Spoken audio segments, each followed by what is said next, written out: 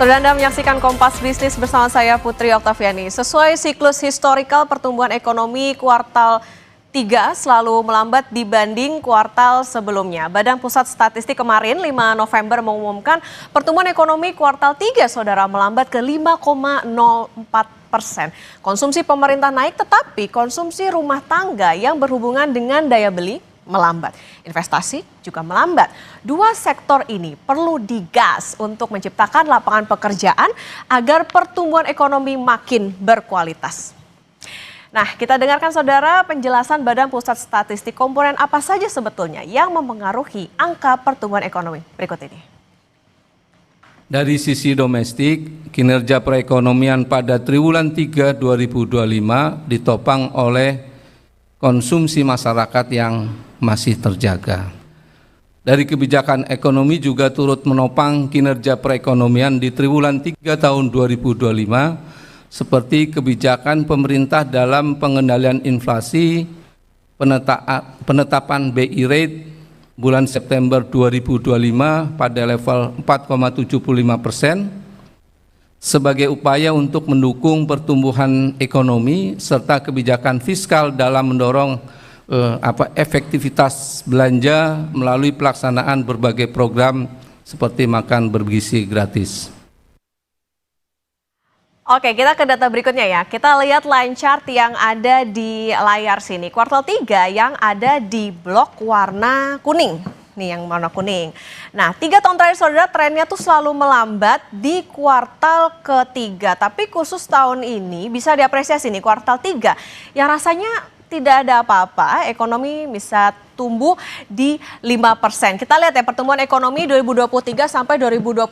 Di kuartal 2 2023 itu 5,17%, kuartal 3 2023 4,94%. Memang trennya nurun ya. Kemudian di kuartal 4 2023 bisa di 5,04%, kuartal 1 2024 5,11%, kuartal 2 2024 5,05%, kuartal 3 2024 4,95%. Kuartal 4 2024 5,02%, kuartal 1 2025 4,87%, kuartal 2 2025 5,12% dan yang terbaru di kuartal 3 2025 ini 5,04%. Nah, saudara, kita ke data berikutnya yaitu pertumbuhan ekonomi berdasarkan pengeluaran. Ini dia pertumbuhan ekonomi kuartal 3 2025 menurut pengeluaran. Ini dalam persen ya hitungannya. Jadi konsumsi rumah tangga itu 4,89%. Kemudian konsumsi LNPRT 4,28%. Konsumsi pemerintah ada di 5,49%. PMTB 5,04%. Ekspor ada di 9,91%. Dan impor 1,18%. Semua angkanya sebetulnya menarik ya, konsumsi rumah tangga, investasi. Tapi yang paling mencolok adalah impor. Kalau kuartal 2 kemarin itu tumbuhnya 11,65%. Tapi kali ini kok melambatnya ini keterlaluan di level itu dia tadi 1%. Kenapa ya? Apa karena manufaktur kita yang masih seret produksi dan banyak PHK. Nah, nanti Kompas Bisnis akan konfirmasi ke tenaga ahli istana dan juga ekonom. Tapi kita ke data berikutnya terlebih dahulu. Oke, udah tahun ke tahun konsumsi rumah tangga tuh selalu tumbuh di bawah pertumbuhan ekonomi. Kalau ekonomi agregat tadi kan 5,04%. Konsumsi rumah tangga itu cuma 4,89%. Padahal kelompok ini saudara berkontribusi 53,14% terhadap PDB. Konsumsi rumah tangga ini mencerminkan mobilitas penduduk, penjualan eceran bahan bakar kendaraan, peningkatan jumlah penumpang, angkutan rel dan laut, serta perjalanan wisatawan domestik. Pemerintah juga membantah kalau konsumsi rumah tangga yang melambat ini sebagai wajah dari lemahnya daya beli. Kita ke data selanjutnya. Oke, ini berikutnya ya, yang melambat adalah pembentukan modal terhadap modal tetap bruto PMTB yang tumbuh 5,04% di kuartal 3. Kalau kita bandingkan di kuartal 2 kan 6,99% nih. Dan ini juga menyumbang 29,5 0,09% terhadap PDB. Nah, PMTB ini saudara sederhananya itu adalah investasi. Jadi kesimpulannya ada dua yang perlu digas. Konsumsi rumah tangga yang tadi dan juga ini investasi agar menciptakan lapangan pekerjaan. Nah, Menteri Koordinator Bidang Perekonomian Erlangga Hartarto menilai pertumbuhan ekonomi pada kuartal ketiga sebesar 5,04% di tahun ini masih lebih baik jika dibandingkan dengan tahun lalu. Menurut Erlangga, dengan capaian pertumbuhan ekonomi kuartal 3 sebesar 5,04%, pemerintah optimistis pertumbuhan dapat terjaga di level 5% pada akhir tahun. Untuk mendorong kinerja ekonomi di kuartal keempat, pemerintah berupaya meningkatkan aktivitas ekonomi melalui bantuan sosial. Selain itu, pertumbuhan ekonomi Indonesia diakui Erlangga sejalan dengan kenaikan konsumsi masyarakat. Hal itu dilihat dari indikasi kenaikan inflasi dan investasi emas. Angka yang 5,04 itu berarti kita bisa menjaga di level 5%. Pak, tapi kan itu melambat dibandingkan kuartal yang lalu ya Pak? Dibandingkan kuartal yang lalu kan juga jauh lebih baik. Berarti untuk mengejar di kuartal year on year ya. Nah, upaya kita perlu lakukan di Q4 itu kita harus tingkatkan lagi ekonomi supaya angka rata-rata 5,2 bisa dicapai. peningkatannya apa aja Pak? Ya, kita kan menggelontorkan bansos dan nilainya kan hampir 30 triliun. Jadi bagaimana caranya injak gas daya beli dan juga investasi? Kompas Bisnis akan tanya ke tenaga ahli utama Badan Komunikasi Pemerintah Fitra Faisal dan Guru Besar Fakultas Ekonomi Universitas Erlangga Profesor Rahma Gafni. Usai jeda saudara. Kembali di Kompas Bisnis, saudara, bagaimana caranya injak gas daya beli dan investasi? Kompas Bisnis akan tanya ke tenaga ahli utama Badan Komunikasi Pemerintah Fitra Faisal dan Guru Besar Fakultas Ekonomi Universitas Erlangga Profesor Rahma Gafni. Selamat pagi Mas Fitra dan juga Profesor Rahma. Salam sehat semuanya. Selamat pagi. Sehat, Oke, saya ke Mas Fitra dulu nih. Mas Fitra, secara historikal kalau tadi juga sempat dibahas di World Data kuartal 3 ini kan kayaknya selalu melambat, tapi hebat juga nih, nggak ada apa-apa, sepi faktor musiman, tapi ekonomi bisa tetap di atas 5%. Masalahnya Mas Fitra, konsumsi rumah tangga ini kerap di bawah pertumbuhan agregat. Kalau tadi kan 5,04 ternyata konsumsi di bawah itu gitu, 4,98 kalau tidak salah. Selain stimulus yang sifatnya temporary, apa yang akan digas sama pemerintah ke depan? Ya, menarik karena memang kalau kita melihat trajektorinya seperti yang tadi disampaikan, efek seasonalnya sudah memudar ya. Tetapi di sisi yang lain, kalau kita juga melihat ada efek dari trade diversion dari tarif Amerika Serikat, yang mana itu selalu konsisten ya, membuat surplus perdagangan kita di atas 4 billion US dollar di 3 bulan terakhir ya. Sehingga pada akhirnya ini memupuk surplus yang cukup signifikan dan pada akhirnya kita bisa lihat dari sisi angka ekspornya pertumbuhannya 9,91%. Meskipun kalau kita lihat juga di konsumsi rumah tangga memang tidak terlalu tinggi ya, 4,89%, bahkan dibandingkan dengan kuartal sebelumnya 4,97%. Tetapi ini dikompensasi ya dengan adanya peningkatan ya dengan jalur perdagangan tersebut. Dan surplusnya semakin tinggi karena kita lihat juga dari sisi impor itu cuma 1,18%. Nah, kenapa impornya anjlok? Karena memang ini ada inventory play ya. Jadi bagaimana produsen-produsen itu menggunakan inventory sebelumnya untuk input produksi sehingga produksinya itu memang digenjot dari sisi apa yang sudah dibeli sebelumnya ya di beberapa bulan sebelumnya, dan itu yang mengakibatkan impornya juga tidak terlalu tinggi, dan itu pada gilirannya memompa pertumbuhan ekonomi di kuartal ketiga meskipun tidak sebaik di kuartal kedua, dan bahkan kalau kita tapi dibandingkan dengan kuartal 1 ini jauh lebih baik.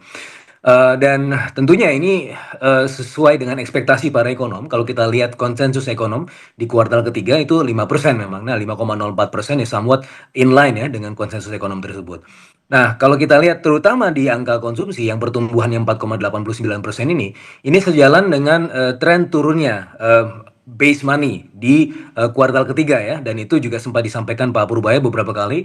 Pertumbuhan base money ini memang merupakan salah satu gejala pelambatan terutama dari sisi konsumsi karena itu menunjukkan transaksi ekonomi, dan itulah kenapa sebabnya Pak Purbaya melakukan pemindahan ya dari anggaran yang sebelumnya diparkir di Bank Indonesia kemudian diinjeksikan di Himbara, dan itu setidak-tidaknya bisa kelihatan di money supply growth ya, money base-nya, yang mana sebelumnya cuma 7%-an, sekarang terakhir di bulan September itu sudah 18% lagi yang adjusted. Jadi harapannya di kuartal keempat ini bisa jauh lebih tinggi pertumbuhannya. Oke, termasuk juga di kuartal 4 kalau kita tahu kan juga ada faktor musiman nih Mas Fitra ya, artinya harapan bisa terdongkrak, termasuk juga tadi soal konsumsi ada faktor secara eksternal. Saya ke Prof. Rama Ghafni.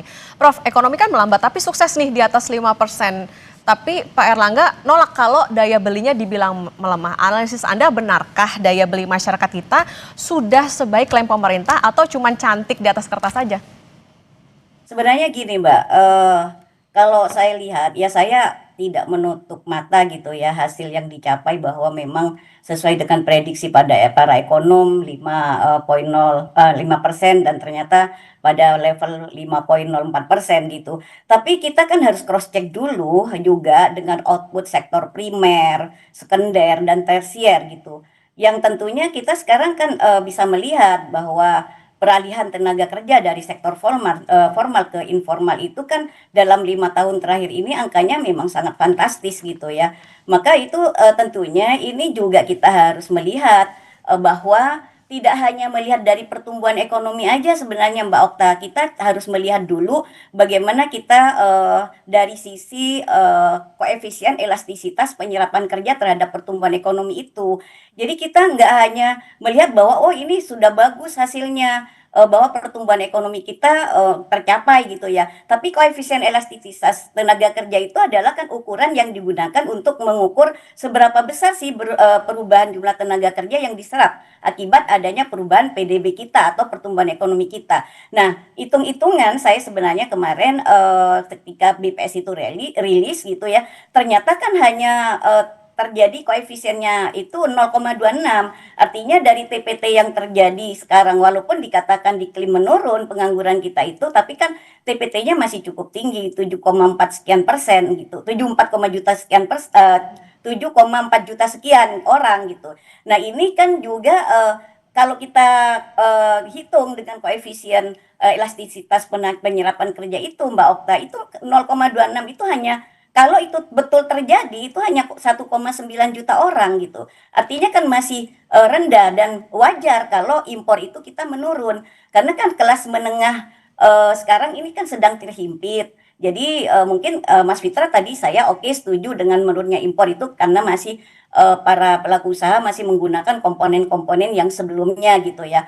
Nah, tapi ini terjadi bahwa kelas menengah itu memang betul-betul terhimpit sekarang. Nah, mungkin juga kalau saya lihat pertumbuhan konsumsi itu dengan pertumbuhan konsumsi pemerintah, konsumsi rumah tangga itu dengan pemerintah itu lebih tinggi konsumsi pemerintah sebenarnya. Nah, ini juga tidak jelas konsumsi pemerintah selain belanja pegawai kemana gitu.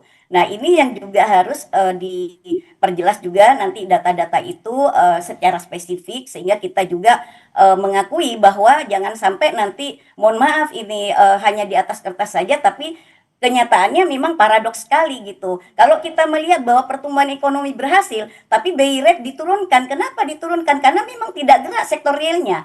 Dan juga sekarang karena bank itu bandel, tidak menurunkan juga suku bunganya akibat adanya penurunan BI rate, maka BI memberikan insentif KLM sekarang yang akan diberlakukan pada 1 Desember nanti. Artinya apa? Ini masih hati-hati perbankan juga untuk menyalurkan karena memang mandeknya sektor real. Jadi kita tidak bisa semata-mata hanya melihat bahwa pertumbuhan ekonomi kita itu sudah bagus. Kalau kita bandingkan dengan Vietnam, itu jauh. Jadi kita sebenarnya agak malu Mbak, karena Vietnam itu adalah negara yang dulunya banyak perang, infrastrukturnya lebih jelek dari kita yang lebih bagus gitu. Tapi sekarang di kuartal 3 bisa bertumbuh 8,23%. Nah, ini nggak ada apa-apanya kalau kita bandingkan dengan Vietnam, dan perlu hati-hati juga. Kenapa? Karena rupiah kita masih under pressure. Artinya tekanan global ini masih cukup rawan untuk ekonomi kita Indonesia, apalagi sekarang juga ditengarai bahwa akan terjadi booming teknologi juga. Jadi ada bubble teknologi di Amerika.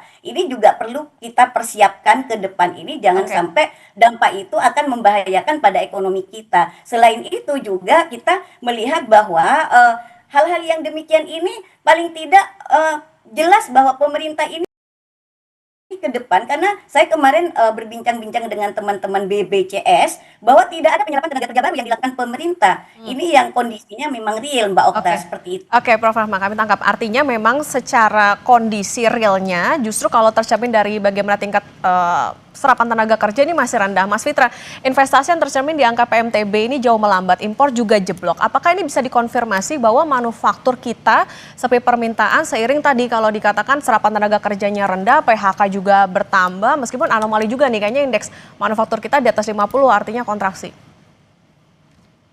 Di atas 50 artinya ekspansi. Ekspansi ya. Jadi kalau kita lihat dalam beberapa bulan terakhir indeks manufacturing justru sudah meningkat ya. Jadi ini sebenarnya wajar saja ya ketika misalnya ada kenaikan ya, ekspansi di atas 50, biasanya memang ada inventory surplus. Dan ketika inventory surplus itu ada kalanya memang PMI juga turun, dan itu sebenarnya faktor yang biasa saja gitu kan. Dan kita melihat bahwa menjelang kuartal keempat angka PMI sudah 3 bulan berturut-turut itu menuju fase yang jauh lebih tinggi dari sebelumnya. Nah, kalau kita lihat dari sisi penyerapan tenaga kerja ya, 3 industri atau sektor yang memang menyerap tenaga kerja paling tinggi adalah sektor pertanian, sektor perdagangan, dan juga sektor industri pengolahan, yang mana mereka ini rata-rata pertumbuhan sektoralnya memang di atas 5%, kecuali sektor pertanian. Tapi kalau kita bicara sektor pertanian ini sebenarnya kalau dibandingkan dengan kuartal-kuartal sebelumnya itu tumbuh 4,93%, jauh spiking dibandingkan dengan pertumbuhan di kuartal kedua dan kuartal 1 yang cuma 1,6%.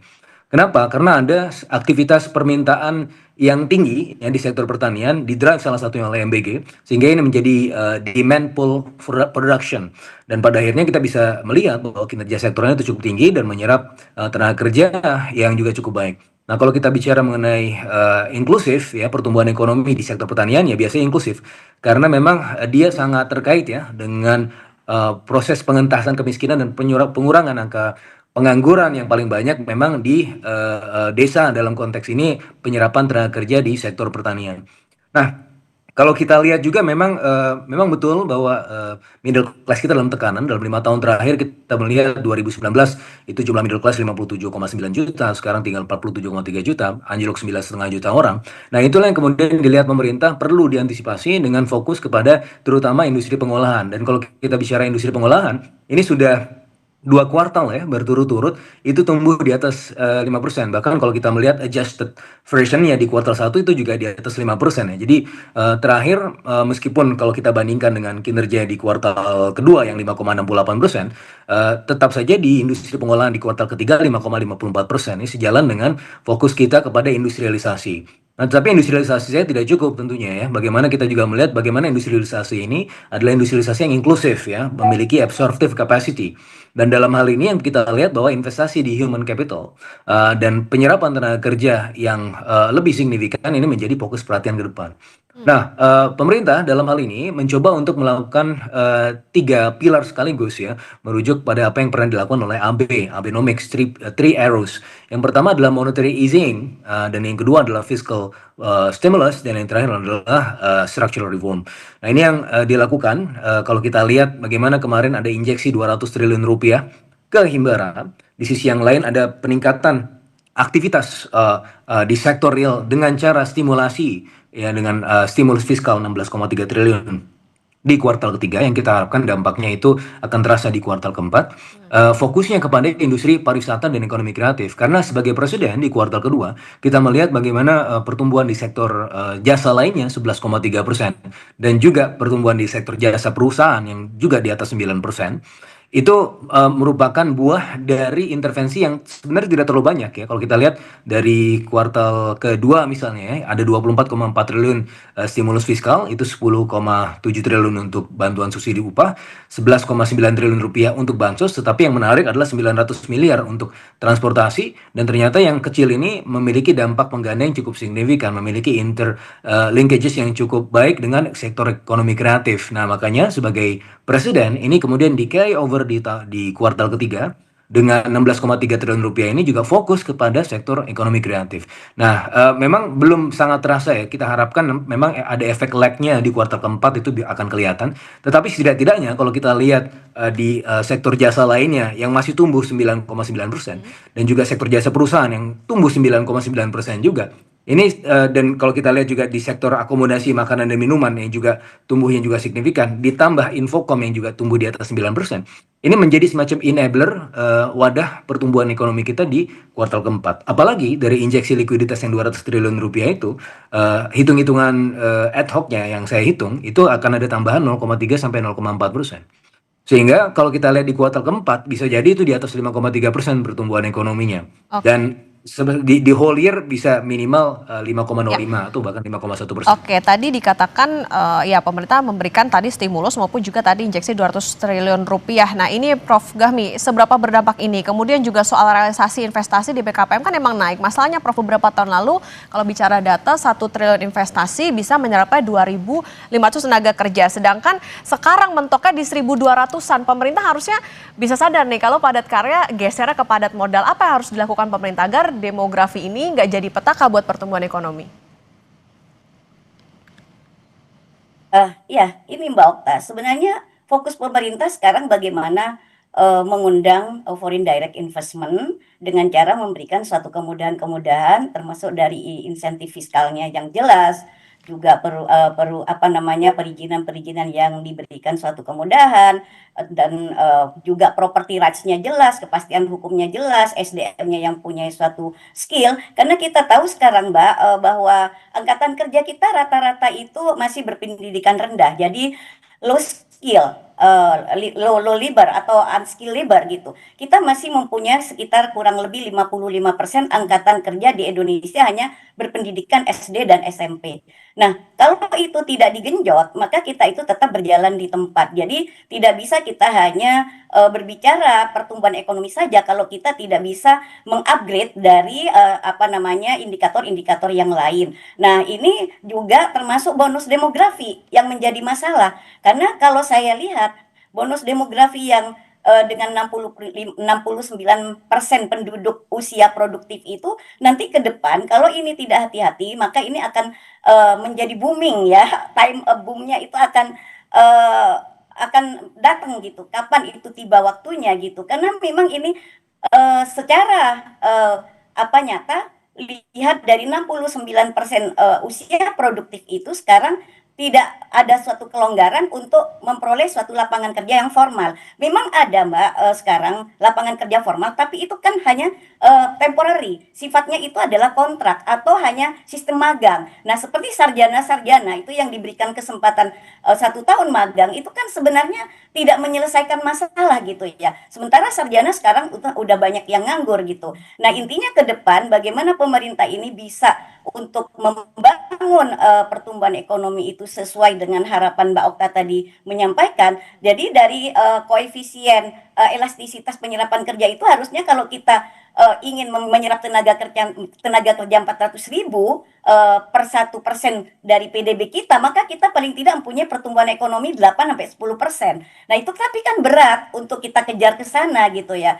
Intinya apa yang harus dilakukan ya, kita harus ada program-program yang skala prioritas. Jadi artinya abaikan dulu yang tidak prioritas gitu. Jadi intinya membangun investasi itu menjadi kewajiban, memberikan suatu fasilitas kepada para investor itu juga kewajiban, termasuk juga bagaimana suku bunganya, property rights-nya, kepastian hukumnya, kemudahan berusahanya, dan juga insentif fiskalnya, SDM-nya yang siap untuk langsung dapat menerima pekerjaan yang diberikan, seperti itu. Jadi kita itu nggak bertele-tele jadinya, nggak membuang waktu gitu. Karena apa? 5 tahun itu prosesnya cepat. Jadi saya khawatir Pak Prabowo ini sudah habis masanya nanti, kita belum apa-apa. Artinya apa? Untuk menggapai kepada Indonesia emas itu masih kita berat gitu. Seperti itu Mbak Okta. Oke, insentif juga perlu, tapi balik lagi soal bagaimana SDM dan juga serapannya ini yang juga penting, termasuk juga bagaimana pemilihan skala prioritas itu tadi.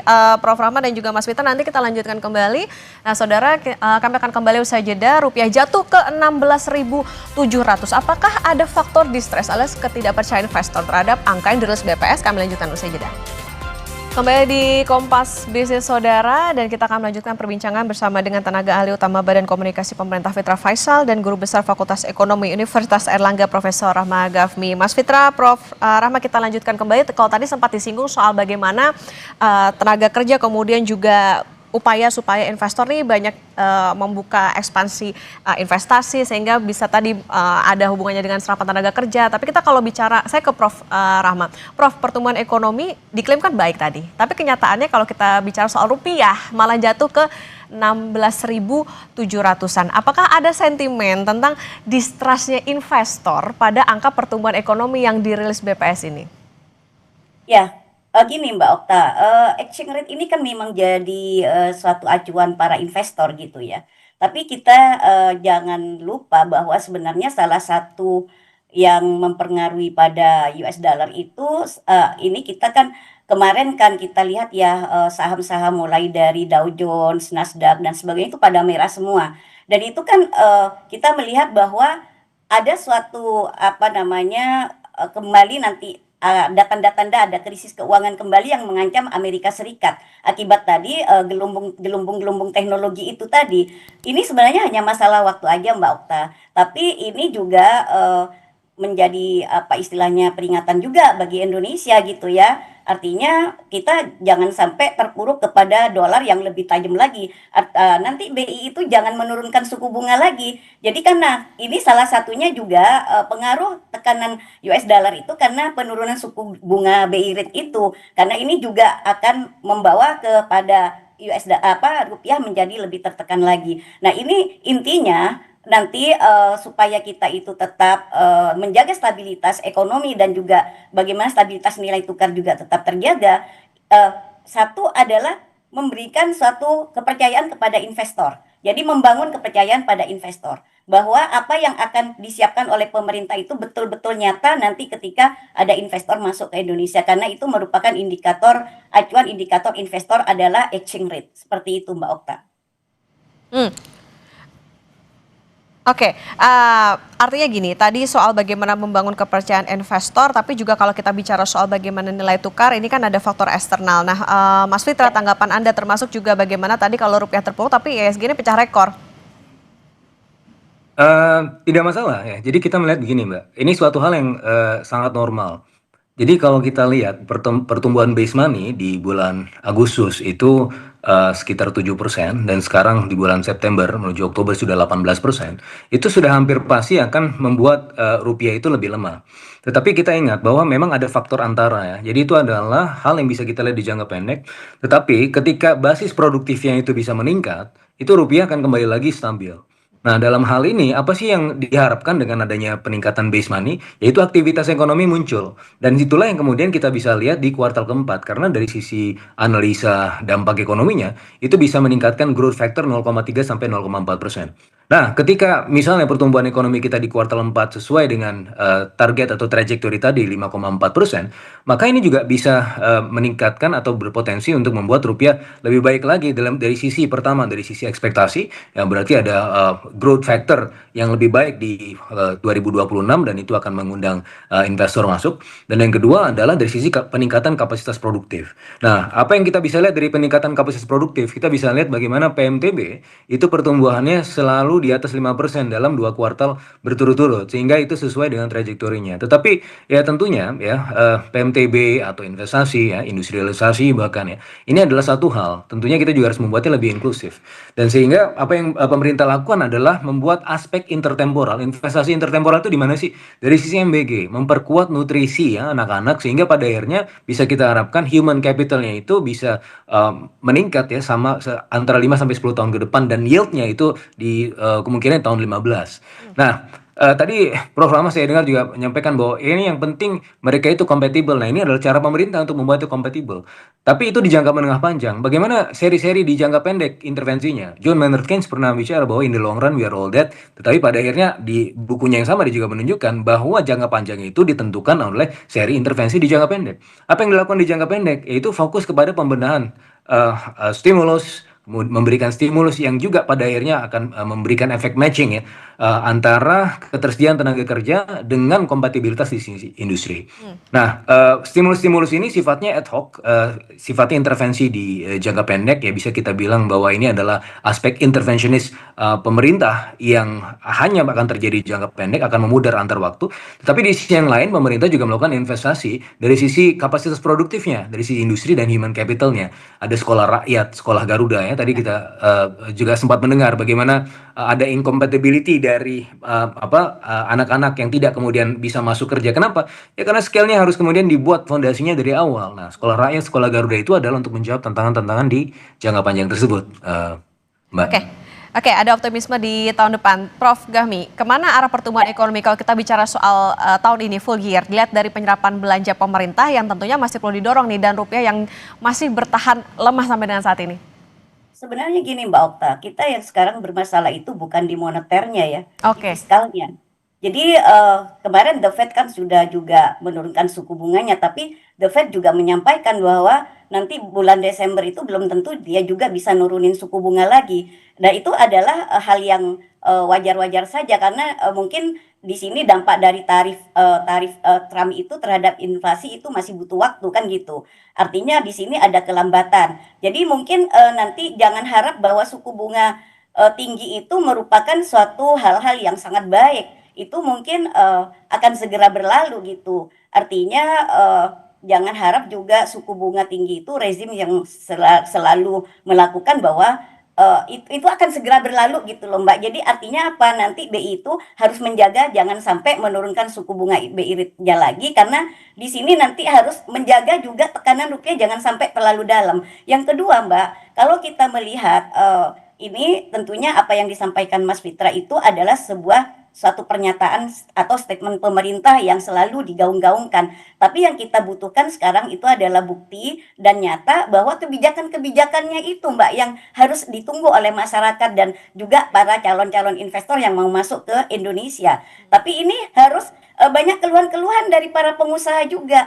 Artinya regulasi yang diberikan pemerintah itu kadang-kadang tidak relate dengan yang terjadi di lapangan. Implementasinya itu sulit Mbak di lapangan. Gitu Mbak Okta yang bisa di sini mengendalikan bagaimana caranya sektor usaha ini bisa berjalan dengan mulus. Karena satu-satunya kunci adalah apa Mbak? Kalau sektor usaha ini nggak jalan dengan baik, intinya kan tidak akan ada penyerapan kerja gitu ya. Nah, kita nggak akan bisa juga hidup gitu. Nah, ini konsumsi rumah tangga kan ditopang karena adanya pendapatan, karena adanya income. Income itu dibangun oleh para investor.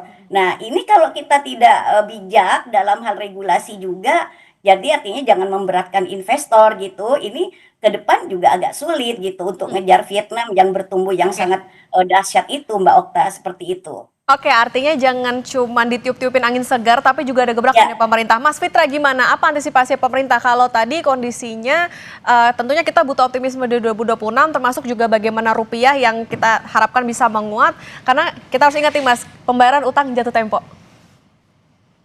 Ya, jadi gini, Mbak, rupiah itu adalah derivat dari aktivitas industri ya. Itu sudah saya tulis di buku saya, Real Exchange Rate dan Trade Balance. Nah, oleh karenanya, kalau kita menguatkan aktivitas industrinya yang sudah terbukti ya di beberapa kuartal terakhir, itu merupakan salah satu cara untuk menjadi fondasi penopang rupiah ke depan. Nah, untuk utang, debt to GDP ratio kita masih di bawah 40%, debt service ratio masih dalam rentang yang memadai, dan dalam hal ini saya rasa tinggal bagaimana pemerintah menciptakan aktivitas produktif ya, sehingga pada akhirnya revenue generating mechanism-nya itu bisa terjadi tahun 2026.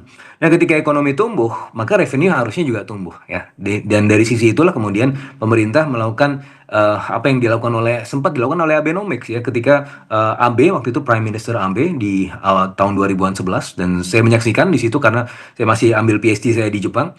Itu dalam rentan waktu itu ketika dia melakukan reform 3 ero itu, dia berhasil kemudian membangkitkan perekonomian Jepang yang memang sudah tertinggal selama 20 sampai 30 tahun terakhir.